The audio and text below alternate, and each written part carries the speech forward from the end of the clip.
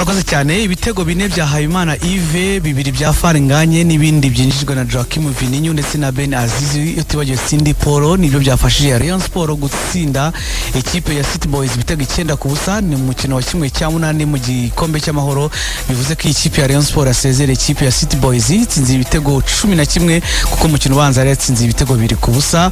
Iyi Rayon Sport rero muri kimwe cya kane izahura n'ikipe izava hagati y'ikipe ya Gicumbi na Police FC zananganyije umukino ubanza. Bivuze ko ku munsi w'ejo tuzamenya ikipe nyine izakomeza hagati ya Polisi n'ikipe ya Gicumbi, kabariyo izahura n'ikipe ya Rayon Sport. Undi mukino wabaye nanone kandi mu gikombe cy'amahoro ni ikipe ya Gorilla nayo yaje kunyangira ikipe ya Muhazi United yo mu cyiciro cya kabiri itsinda ibitego 6-0. Ni nyuma yo kumukino ubanza banganyije 1-0.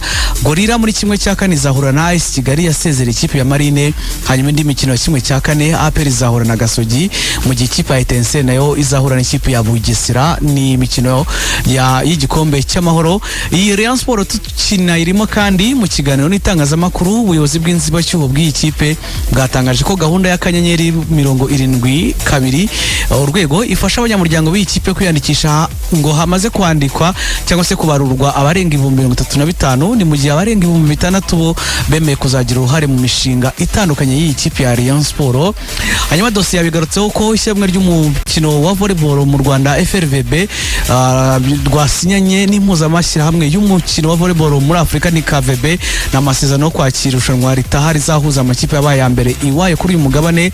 Icyo twakibukiranya nuko ubwo iri rushanwa riheruka kuba muri 2025 ryabereye mu mujyi wa Misurata ni mu gihugu cya Libya, ryegukanywa n'ikipe ya Shelin Sports Club yo mu cyiciro cya mbere mu gihugu cya Libya.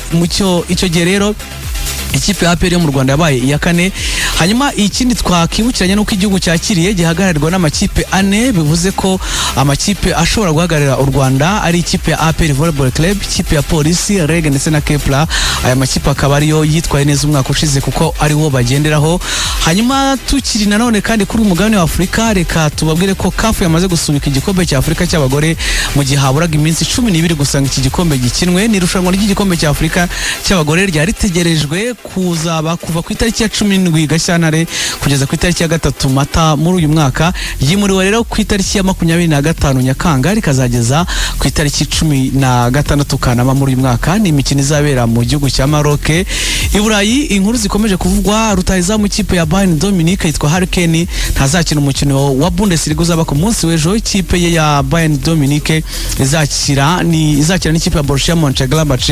Uyu mugabo rero yagize ikibazo cy'imvune, amaze gutsinda ibitego 30 mu mikino 24 akiniye ikipe muri Bundesliga. Hanyuma myugaro w'ikipe ya Tottenham Hotspur yitwa Pedro Porro yavuze ko ngo bagize saison mbi cyane kubera ibibazo byinshi by'imvune zitandukanye. Hanyuma muri Barcelona naho amakuru ahava nuko Jules Koundé ndetse na Alejandro Balde aba bavunitse ku mukino wa Copa del Rey basezerewe n'ikipe ya Atletico Madrid. Ariko icyo bishimira nuko Robert Lewandowski wagize ikibazo mu maso ngo agiye kugaruka mu kibuga ariko akazaba yambaye mask mu maso. Kylian Mbappé afite ikibazo cy'ivi mu ikipe ya Real Madrid, igihe azamara hanze ntikiramenyekana. Hanyuma hari inkuru ikomeje kuvugwa cyane ko ikipe y'igihugu ya Espagne ndetse n'ikipe y'igihugu ya Argentine bari bafitanye umukino witwa Finalissima wa 2026 wagombaga kuba ku itariki 27 z'uku kwezi kwa Werurwe. Itariki ntirahinduka ariko kugeza ubu ngubu ntiharamenyekana aho uyu mukino uzabera kubera ko wagombaga kubera mu gihugu cya Qatar kandi hakaba hari ikibazo cy'umutekano mu gihugu cya Qatar.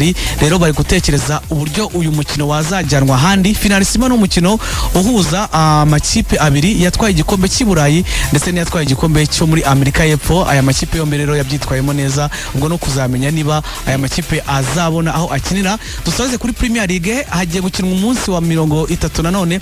Tottenham igiye kwakira Crystal Palace mu kanya gato k'isayine, mu gihe mu Faransa bagiye gukina igikombe cy'Ubufaransa ni Coupe de France. Ikipe ya Lyon igiye kwakira Lens, no mukino uba ku isayine n'iminota 10. Urakoze cyane Olivier, reka tukwifurize kugira ijoro ryiza.